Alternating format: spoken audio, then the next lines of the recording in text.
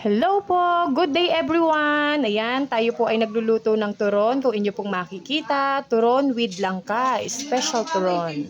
Dadalhin po namin siya mamaya sa aming reunion. Thank you po tita sa pagbabalot. Ito po ang dahilan mga sisi kaya hindi kami nakapagbalot ng turon. Ayan ang ebidensya. Kami po ay napuyat kagabi. Ayan, bangag ang lola nyo. Fast forward mga sis, nandito na po tayo sa venue. At habang wala pa po iba namin mga kasama, kami po muna ay magpe-prepare ng mga gagamitin namin sa pagluluto. At ayan, ang sisi nyo, nagtatatarat na naman po at naghahanap ng isa pang kutsilyo. Iisa lang pala ang kutsilyo ditong nadala. At habang busy kaming lahat sa aming mga ginagawa, ay biglang dumating ang isa naming kabatch at may pa-surprise dahil ang sabi niya ay hindi siya makaka-attend. At shoutout sa'yo, Sexurina! Woo! At nang mga oras po na ito kami namang mga babae ay naghihiwa na ng aming gagamitin sa aming sopas na lulutuin. Siyempre, habang kami naghihiwa, may mga kumustahan, chismisang konti, alam nyo na.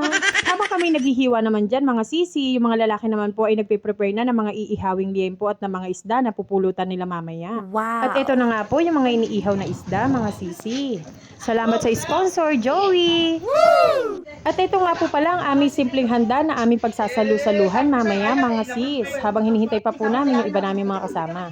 At after po namin mag-pray, kumpleto na po kami, tara po, kain na po tayo mga sis. At after ko nga po kumain ay naisipan ko lumibot dito sa likod, ipapakita ko lang sa inyo ang aming pool. Ayan, dalawa po yung pool dito, isa po sa pangmatanda at yung isa naman po ay sa pambata. Ito po yung sa pambata niya.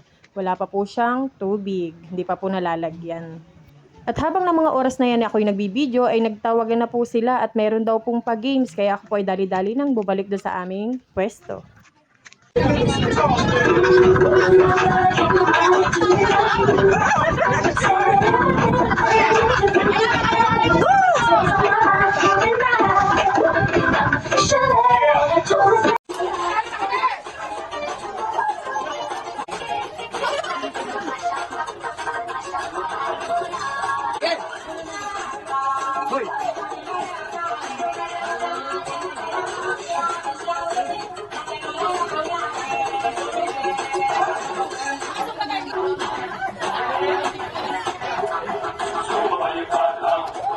Ayaw, di ba?